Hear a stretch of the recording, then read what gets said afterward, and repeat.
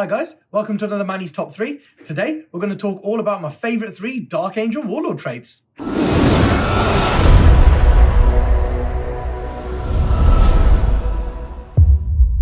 If you haven't already, guys, hit the subscribe button and the notifications bell just below so you know each time I release one of these videos. And you'll be getting 3 of these a week now, so make sure you definitely hit that notifications bell.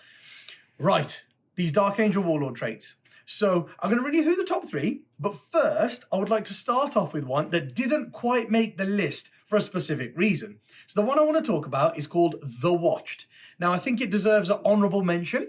It didn't make the list because it's very situational. You only need it in a very few amount of situations, but I just wanted to talk about it because it's game changing. So if you have like a spare warlord trait, if you don't want to take enough of the others and you have a character who doesn't have a warlord trait on him and you think, you know, I can spare a CP, so why not take an extra one? Then the Watched would probably be a really cool one to take on a Deathwing unit. You can only take it on a Deathwing character as well, so it limits you on who you can take it on.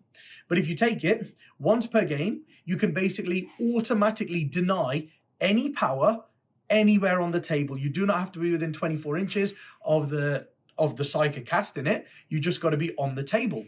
And I think that's amazing because it can change games. For example, if Magnus was on the board and he moved himself into a compromising position and then he tried to move again with warp time, you could just shut warp time off like that. And now he's just stood out of place where he didn't really want to be, ready for your Deathwing Knights to kind of charge in there and stuff like that, or vulnerable for your Black Knights to shoot with plasma and things like that.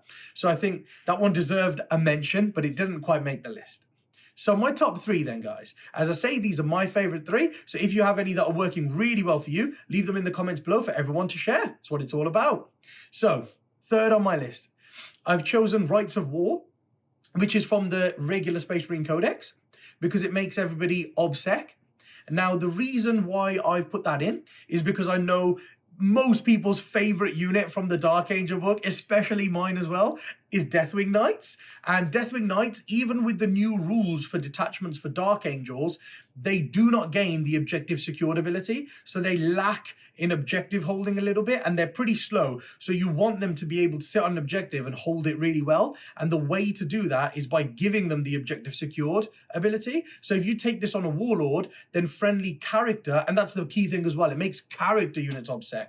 So character and core units within 6 inches of your Warlord will gain the objective secured ability, and they'll be able to hold objectives even if enemy units are on them. So that's number 3 for me because it tactically allows you to play the mission better. In at number 2, I have got Fury of the Lion. Fury of the Lion is an aura, and what it lets you do is if your Warlord makes a charge move, successfully makes a charge move, or was charged or performed a heroic intervention. So if anything happens to your character, the guy who's got this, then friendly Dark Angel units within 6 inches of him add one to their strength characteristic. Now, I think it's really key for if you're going into charge.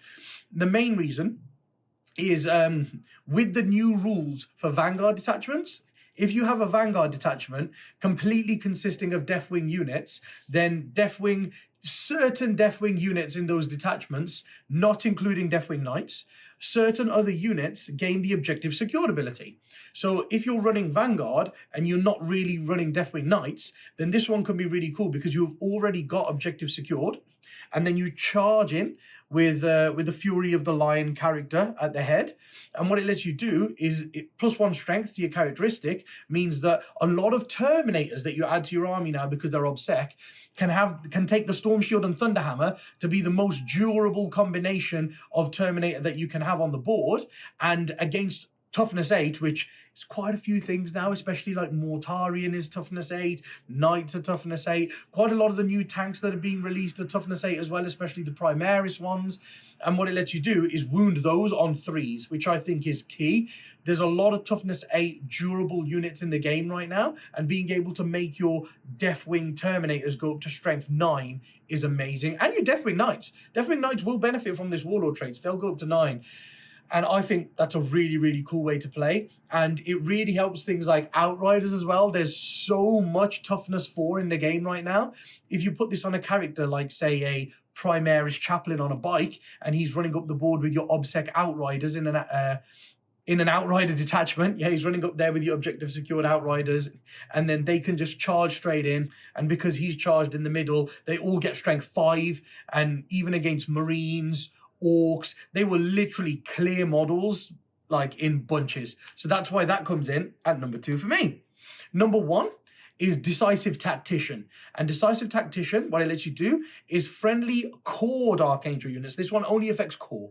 But Dark Angel core units within 6 inches of him get +1 to advance and charge rolls. Now, like I said before, this is mainly because people's favorite units are the Deathwing units. There's not many Warlord traits that you can take that make your Ravenwing units great. Your Ravenwing units are already pretty maneuverable. They all gain obsec for being in outrider detachments, but the bit of the army that needs some help getting around the board are your Deathwing units, and this Decisive Tactician is a really good Warlord trait to take to make your Terminators move around the board a bit more reliably. So all your Terminators will have +1 to their advance rolls, +1 to their charge rolls, and it can just be key moving that extra inch when you advance just to get onto an objective or hold an objective better by surrounding it.